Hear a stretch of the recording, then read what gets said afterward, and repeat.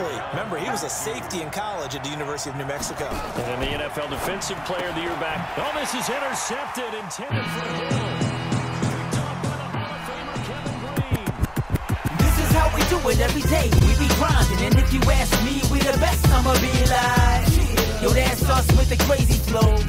And you gon' hear us on the radio. This is how we do every day. We be grinding, and if you wanna come and test us, I'ma be like, yo, that's us with the crazy flow. And you gon' hear us on the radio when I'm spitting all these rhymes. Welcome back, folks. We're back again. Kenny Catfish. Beating in your eardrum with some of this knowledge, insight, and wisdom. That's a user pick, by the way. Alright, man, y'all. I know this is my third time. The weak side is locked with defensive hot routes. Alright, so as you can see, I'm on the strong side right there. The weak side is locked just in case he tried to do a corner route.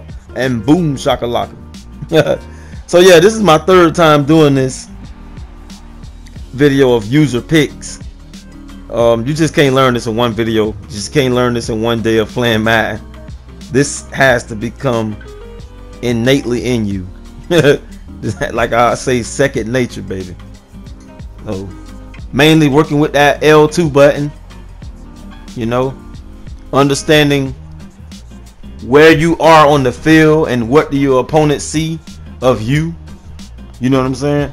It's all type of dynamics that determines where you should be roaming on as a user. Like right there, that was a situation. 4th and inches, why not be covering a slant or a stick route or a drag and just try to get in the middle of all the people? You know what I'm saying? I'm gonna tell you some tricky stuff sometimes. Well, it's like advanced level stuff. Sometimes all you got to do is just get on your cornerbacks and move them inside, and that'll just scare the hell out the offense. Then he won't do slants and stuff. So as of right now, we're on the weak side of the field, getting underneath. Boom. Gotta learn how to use that L2, boys. Got to learn how to use L2. And that was 4th quarter. Game over right there. Sitting here on my middle linebacker, I didn't budge. I'm running with him. Some people don't even know. I've played a lot of people this year, and they never knew how to send the guy in when he's doing a quarterback spy and the guy just roam across. All you do is push R3 and the guy start coming in. And that'll force the quarterback to throw more. But if you playing a user that's roaming and he realizes you don't know how to send that middle linebacker in, or whoever you had on the spy, he'll just roll out all night long. Nice. This is called user picking. That means I'm on, or you on, the defender the whole entire time, from the moment the ball was snapped until the whistle is blown. Boom. Now, as I mentioned last video, like the user script video, this don't mean I catch a user pick every single play. You know what I'm saying? But you have to be in position to make contested throws. You know what I'm saying? That's a smart tactic right there. If you get in the nickel 2-4-5 and do that mid blitz a lot, and then that one time you do cover 2 or cover 3 where the middle linebackers not blitzing, they in hook zones and middle reads. Hey, but you gotta set that stuff up. You just can't come out here just blitz. You know what I'm saying? You gotta set up different combinations with it. Roaming with Urlacher, picking up the drag. Simple. When these guys be under center, the most likely they're just going to the tight end. If you didn't know. He on the center. I'm sticking the tight end. I'm in the area. Boundary versus field side. That's very key.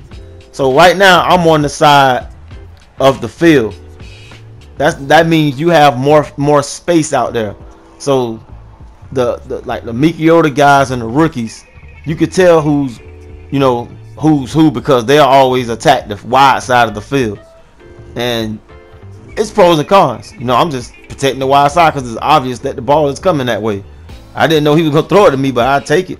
You gotta understand the difference between boundary and field side. See, this is field side right here. That's why he rolled that way. That's why I'm over there. So yeah, understand that. So most likely guys like this, most likely guys will go to the field side. Now, that was a different story because he had a single tight end over there, and that was pretty obvious. You got to start, and I know I've said this before in the other video, you got to look at the formation and see what it is. Look at the formation for what it is. If you see tight snubs, you know it's going to be drag routes and corners. Nobody ain't going to be doing no stick play. They're going to be doing meshes and corners, man. And they're going to be trying to motion snap the guys.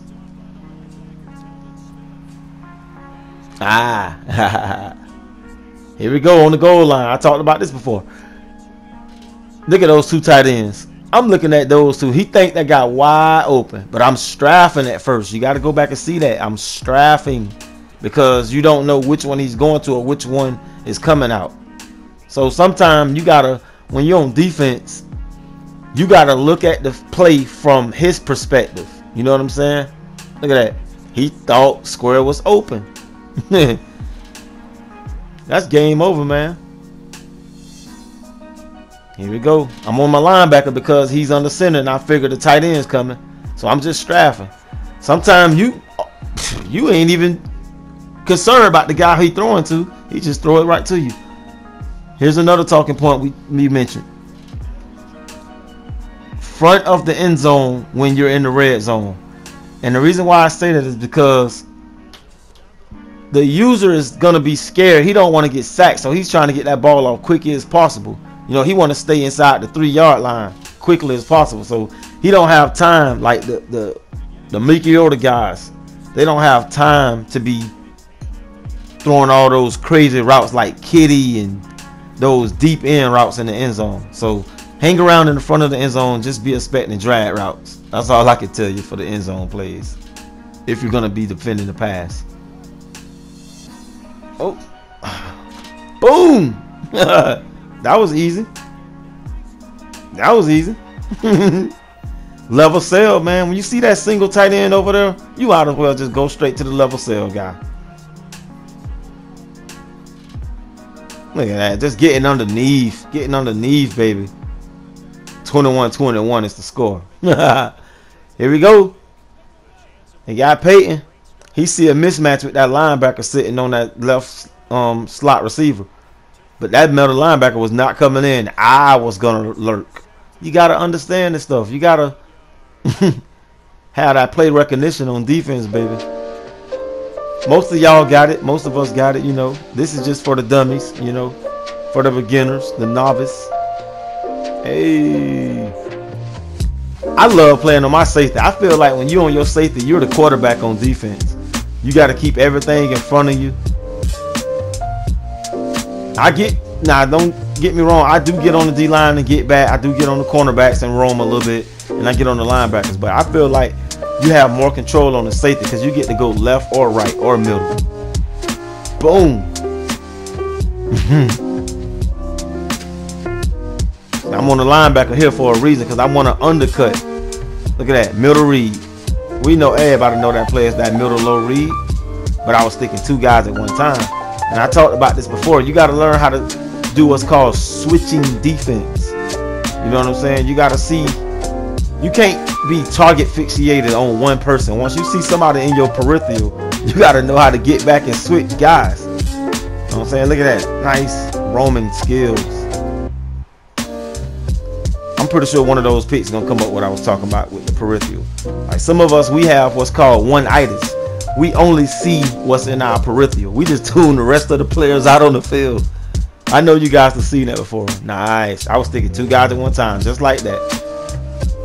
And he never saw me underneath sticking the table route. Here we go.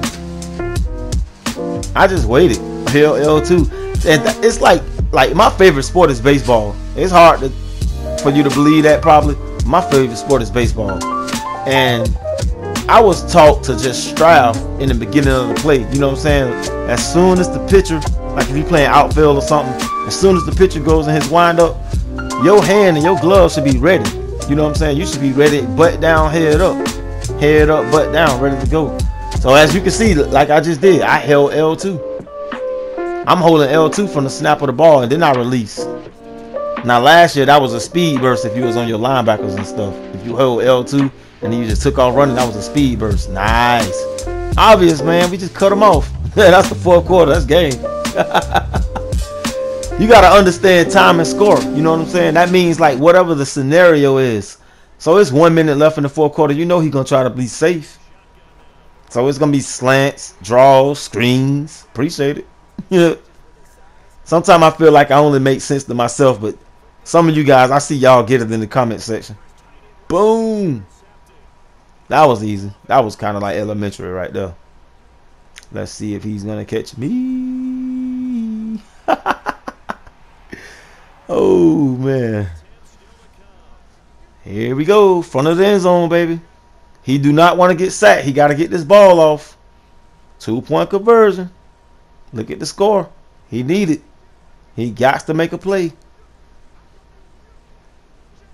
And just to let you know, on scenarios like this, I shaded my guys inside. I hit triangle and then the right analog stick to the left, or whatever corresponds with triangle on Xbox. Look at that. I got inside, sticking the tight end. Boom, front of the end zone. So simple. Is he gonna catch me? Nope. Yeah, man. Gotta understand time and score with the situation. I know some people might be confused on who should I play on and where should I be. Nice. That's considered the user pick on my behalf because I was in that area. You asked me. Go back and look and see where I was. Yeah, you don't have to be confused. It's just you got to get used to certain formations and certain tendencies. Like they say the Madden community, that means players do the same stuff. And you know, over here on this channel, we try to stand out. We don't want to fit in.